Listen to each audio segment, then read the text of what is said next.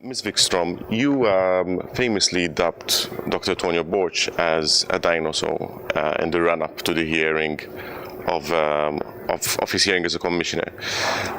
It was a description that provoked many emotions, but why was there? Maybe you could tell us why was there so much opposition to Mr. Borg's nomination in the run-up to the hearing?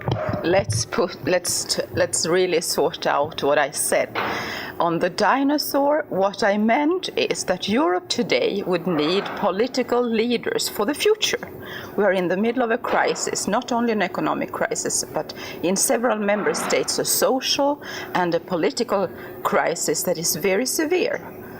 And what we need for Europe to orientate us, to have a vision for the future, would be very strong political leaders with a vision of the future.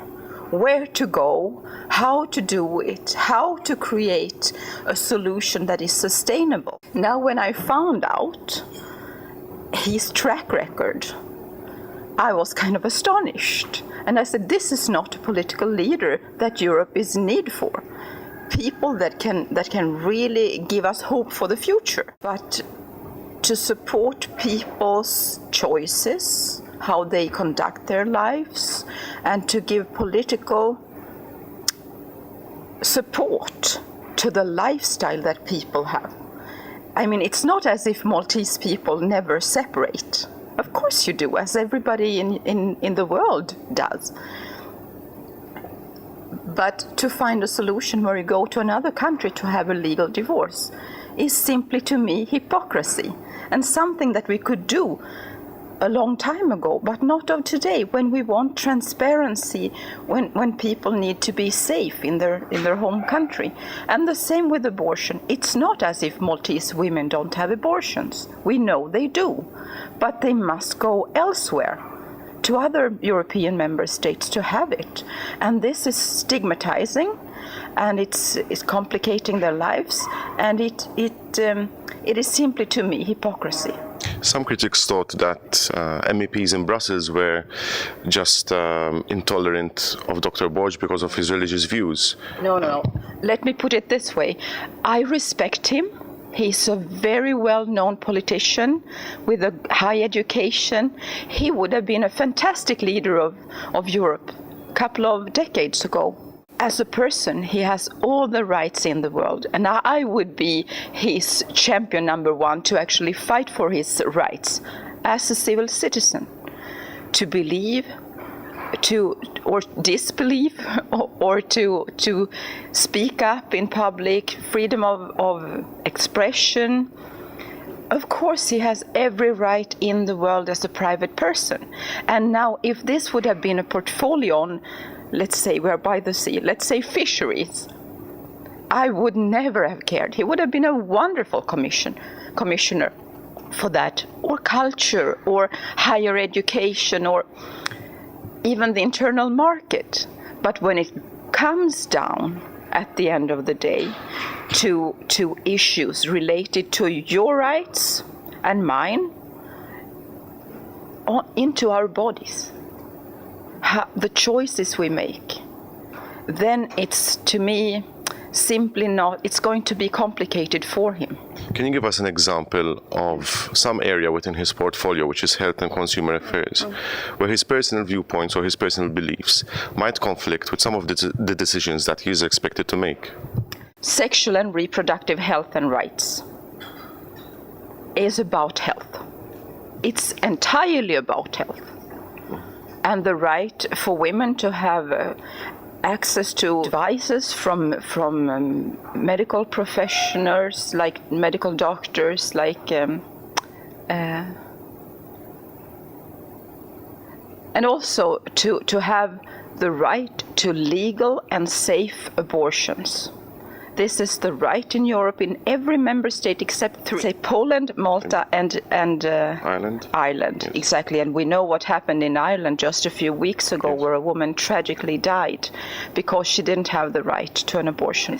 Now, in Ireland, there is a big public opinion with rallies in the street of tens of thousands of people, and it's also the hypocrisy that they are attacking. Irish women go to Great Britain, to the United Kingdom to have abortions. And it's very difficult to be in a position where you are extremely fragile and then not even have the safe network around you, but to have to go to another country for various reasons. Could be even a rape. And it's very difficult for a woman to be pregnant after a rape. Let me turn to the guarantees which Dr. Tonio Borg gave to MEPs. Have they been sufficient for MEPs to be able to trust the new commissioner, the new public guarantees? I'm not here to judge him. What I'm telling you is that it is, in my view, and it's a personal view, but it's shared by many, it's not sufficient to say I will stick to the treaties and to the deals that have already been struck. We need somebody to take one step further and to be proactive and just not say, well, this is what we have and I'm there to keep. Of course, everybody would keep to the treaties. Nobody would want to breach the treaties or infringe the treaties and deals that have already been struck. Fine, but you need maybe other agreements for the future. I would like commissioners, all of them, to be proactive and really be active, give us proposals that will last in days to come. And also, every politician, him, all the other commissioners, me as well as my colleagues, we are here to serve and never to rule the people. And to serve the people means to be by their side, whatever their circumstances in life are.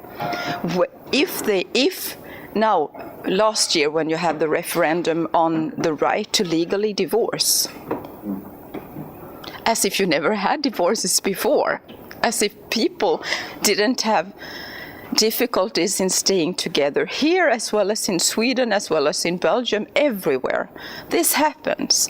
And to me, it's essential that the politic and the politicians are there to serve but never to rule the people. So we are there to give proposals, legal proposals, and then to legislate in accordance to people's needs. Apparently in Malta, you had a yes in the referendum. And still, as far as I understand,